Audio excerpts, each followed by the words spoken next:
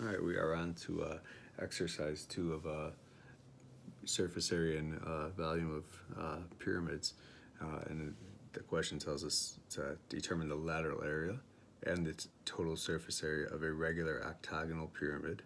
And we need to keep it exact. The lateral edge is 26 and the base edge is 20.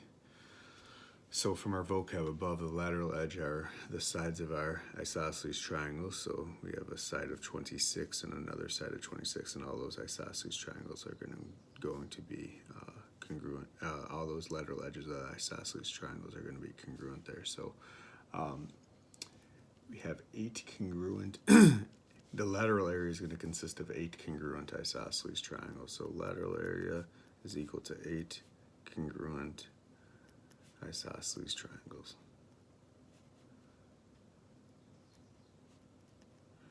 Each of the triangles has a base edge or a base of 20 and a leg of 26 based on the given information. So we can draw that out. We have each triangle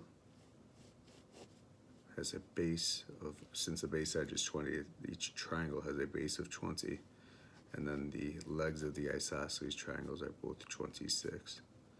So if we drop down a height, we would cut the base in half because of the height of the isosceles triangles would form 2 congruent triangles there. So we'd break up that 20 into 10 and 10. Okay, well, hopefully then we recognize that this is a 5, 12, 13 right triangle. So 5, 12, 13 multiplied by 2.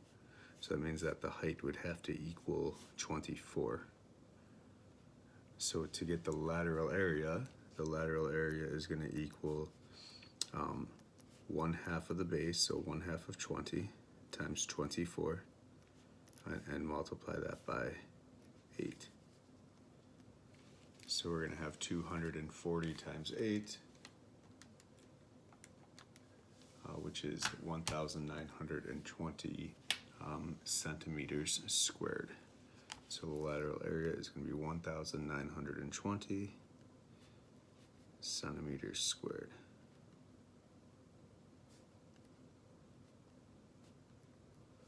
All right, so now we need to determine the total surface area.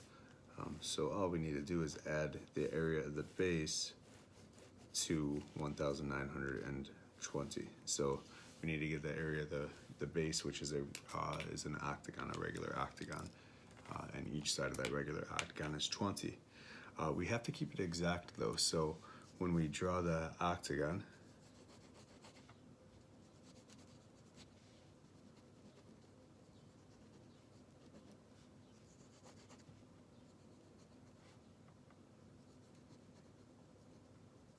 regular octagon where each side is 20.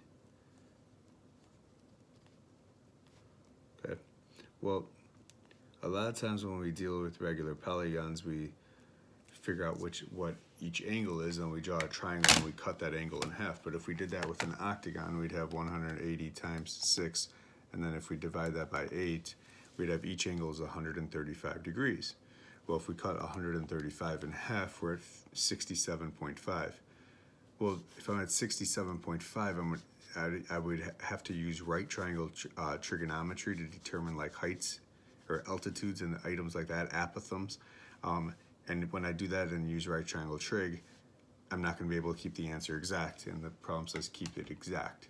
So we have to remember some other things, and it's also important that the angle is 135 degrees. Okay, so we needed to do that calculation, like that 180 times n minus 2, so times 8 minus 2 divided by 8 in this case tells us that each angle measure is 135 degrees, so I'm going to call that step 1 of our work. So if each angle is 135 degrees, instead of drawing in that triangle that cuts it in half, because that's not going to help me keep it exact, I'm going to draw in the span. And remember, the span is the distance between parallel sides of a regular polygon, so it's got to be a perpendicular distance. Well, imagine that, 135 degree angle, but 90 of it is taken up there, which means that this is left over to be 45 degrees.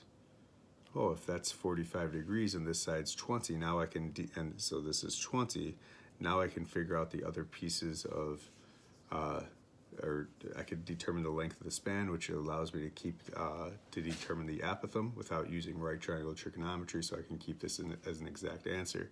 So if I kind of draw in this segment that goes from this vertex to the span, that's got to be another right angle. Well, if that's 135 and that's a right angle, I get a 45, 45, 90 triangle there. And then I can do step 2, which would be the side of the two legs of that right triangle would be, I'll call it x for now. That length x has to be 20 divided by root 2. Okay, if I rationalize the denominator there, that's going to be 20 over root 2, but multiply that by root 2 over root 2. Kind of keep that away from the 20 for now. So that's going to be x is equal to 20 root 2 over 2, which is 10 root 2. So that means x is equal to 10 root 2. Well, if that's 10 root 2, then down here would also be 10 root 2, because the same thing would happen here. You get a 45, 45, 90 triangle, so then that length would have to be x as well. So I'd get that right isosceles triangle there. So its two legs would have to be x and x. So this would be x, this would be x, and it'd also be, this would be 10 root 2, and this would be 10 root 2. Well, remember, this is 20, so from here to here is 20. Okay, well, the apothem would be half of the distance of the span. So the apothem, I'll call that lowercase a for now. Step 3 of our work, the apothem is equal to 1/2 of the span. Well, we just solved for the span. The span is going to be 10 root 2 plus 10 root 2 plus 20.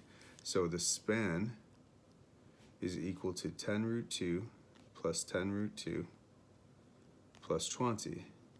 So that means the span is equal to 20 root 2 plus 20. So the apothem is half of that, so the apothem is equal to 10 root 2 plus 10.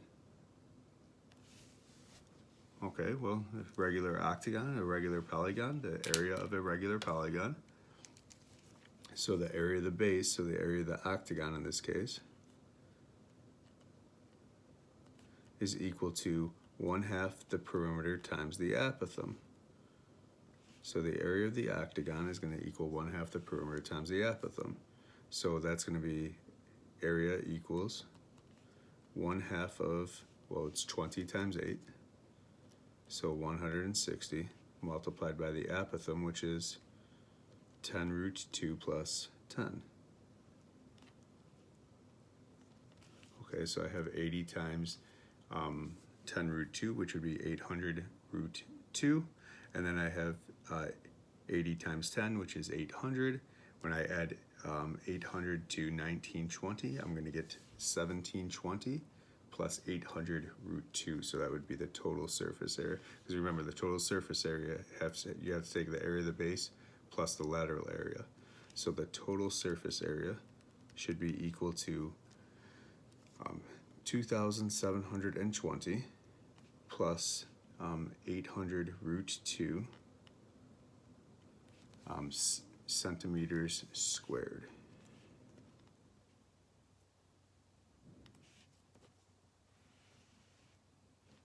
Okay, so keep in mind that the 800 root 2 is coming from 1/2 of 160, which is 80, and 80 times 10 root 2. So that's our 800 root 2. The 2,720 is coming from 80 times 10, which is 800, added to the lateral area. So when we combine like terms, that's going to be 2,720. All right, there's exercise number 2.